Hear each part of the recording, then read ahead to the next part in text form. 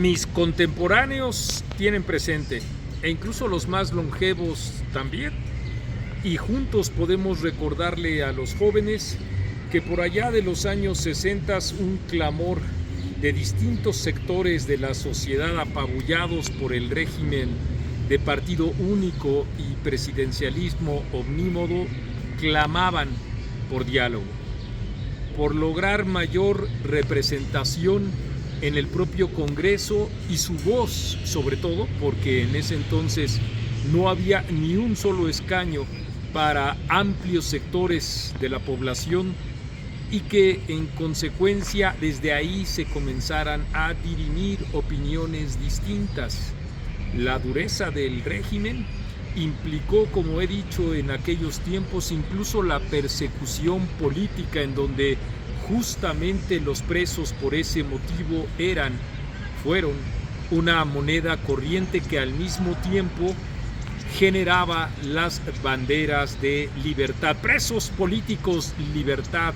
se decía en aquel entonces, en una de las variables que daban cuenta del rostro autoritario de nuestro país. Otra más, la de aquellos que, no viendo posibilidades de una incursión institucional en la política, incluso se fueron a la sierra y, ya lo saben, generaron la guerrilla, Lucio Cabañas y toda esa historia en Guerrero, también esa historia de represión, junto con otro tipo de manifestaciones como la Liga 23 de septiembre, que fue otro más de los reductos, igual que las actividades clandestinas de partidos políticos que, pese a todo, no buscaban incorporarse dentro de la nomenclatura legal o tampoco esperaban ser vistos como aquellas articulaciones partidistas que no eran otra cosa más que satélites del PRI. Estoy hablando desde luego del PPS, o estoy hablando del Partido Auténtico de la Revolución Mexicana, etcétera, etcétera, temas que ya hemos abordado en otros momentos. Como he dicho, entonces, no había ninguna actitud de diálogo, que es indispensable en la política democrática, hasta que se fue desatando paulatinamente esas posibilidades que costaron mucho, que costaron grandes movimientos sociales, que costaron enormes esfuerzos, desafortunadamente asesinatos también y masacres, incluso en 1961 y en 1971, cuando lo que ocurrió fue que el régimen no estaba preparado para, en el 68 y en el 71, poder dar respuesta a estos amplios circuitos sociales que en estos años a los que me refiero eran los portavoces, los jóvenes. Cerrazón absoluta en los medios de comunicación, cerrazón absoluta en todas las instancias probables de deliberación, son las señales muy claras que nos permitieron a esas generaciones y a las subsiguientes hasta 1988 aludir a un régimen autoritario. Ahora, en efecto, igual que en aquellos tiempos cuando se les llamó a las minorías ruidosas, comienza a efervecer la misma actitud, el DNA de Morena, que es justamente el priismo más enraizado dentro del autoritarismo mexicano, y por eso vemos esas explosiones clarísimas de trampa, de soberbia, de emplear el poder para transgredir la propia ley, esa ley que fue construyéndose para la propia transición democrática, en aras así de aplastar a esas minorías ruidosas, en aras así, incluso no lo sabemos, si también como en aquellos tiempos reprimir a estas expresiones que, como dice Genaro Lozano, si son ruidosas, entonces podrían ser vistas como el mosquito al que se le puede aplastar con toda la legitimidad que da el respaldo que la mayoría de los ciudadanos mexicanos le dieron a esa visión autocrática de la vida misma, no solo de la política, sino de la vida misma, subrayo. Andrés Manuel López Obrador jamás, ya no digamos habló de diálogo, él nunca habló de diálogo. jamás estableció mecanismos de comunicación con sus adversarios. Él sabe que su imperativo era justamente acabar con ellos, y eso es lo que está a punto de hacer con el PRD, lo que ha hecho reduciéndolos demasiado a el propio PRI y al propio PAN, no sin, por supuesto, hay que ser autocríticos, la connivencia de esos propios partidos a los que les falta aún una enorme capacidad de autocrítica y de reconocimiento, desde luego, de los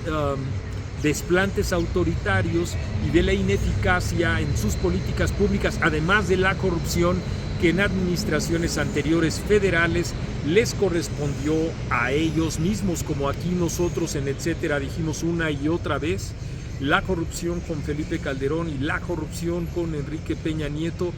fueron también moneda corriente, y ahora pues los ciudadanos mexicanos no se escandalizan con los gravísimos casos de corrupción que tiene el actual gobierno, sino que lo dispensan en efecto porque tienen o guardan una relación que va más allá, por supuesto, de las clientelas o de los programas sociales que ha generado para tal efecto el gobierno federal, sino porque ciertamente han podido ser persuadidos de que el presidente tiene las mejores intenciones, pero siempre hay un grupo de malos de Malolandia que impiden la consecución de estos más caros deseos. El caso es que ahora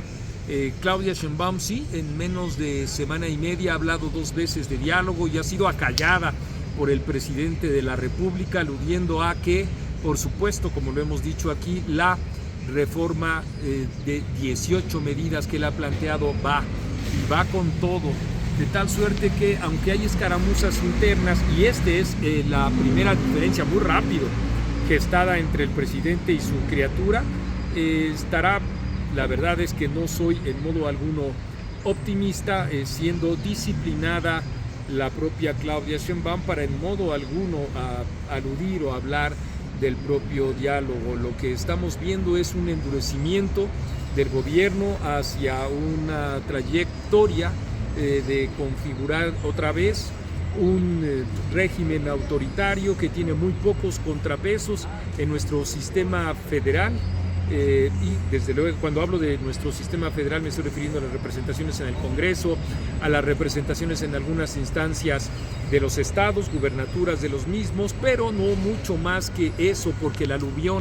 de Morena el 2 de junio fue impresionante y, claro, fue también el triunfo del resentimiento, y lo digo en el sentido de el enojo que también amplias capas de la población guardan con los personeros de la oposición, que nunca tuvieron la estatura de miras para pensar en relevos generacionales, en rearticulaciones de discurso, etcétera, etcétera, etcétera, temas que hemos ido abordando y seguiremos haciendo, por supuesto, para dar cuenta de que en efecto hay todo un contexto que es el que hizo que se manifestara de esa extraordinaria manera, de esa apabullante e inesperada manera,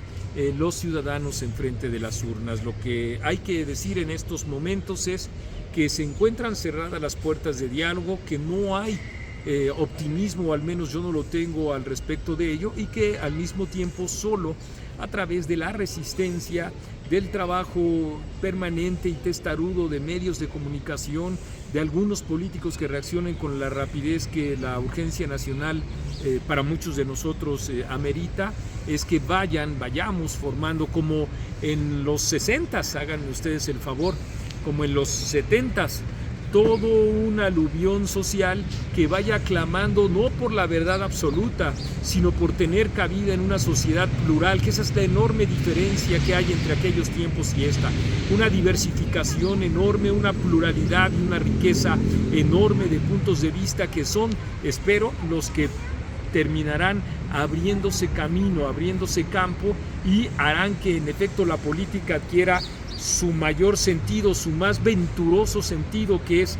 lo que implica el reconocimiento del otro, el diálogo con el otro, y aunque se sea una enorme mayoría, la capacidad para construir con el otro la serie de reformas que en todo caso hayan de moldearse en nuestro país. Tristes y a veces desesperantes momentos son los que estamos viviendo frente a esta máquina avasallante y del propio poder, y simultáneamente la modorra la ya podemos decir tradicional indolencia de amplios sectores de la oposición que nomás no reaccionan.